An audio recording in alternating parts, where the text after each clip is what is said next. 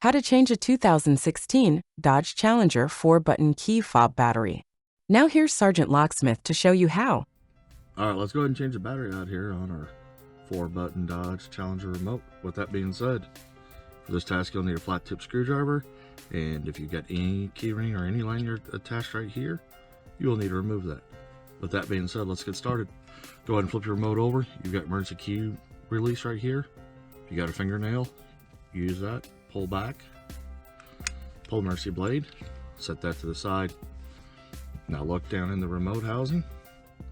Emergency blade came out here. You got this indentation.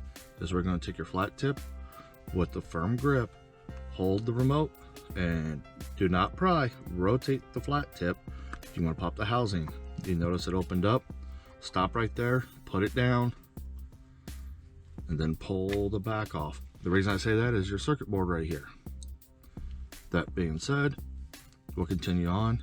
You've got your battery. So your hold down, come 180 across, use a flat tip, and pop it under there, and it'll come out. And you notice it's a CR2032 battery. This is a new remote, so I'm gonna put this battery back in. Reverse the process, set it in, push against the spring, it holds. Take 2 halves, squeeze them together. There you go, you've done it. Hey, thanks again for watching, and let's be safe out there.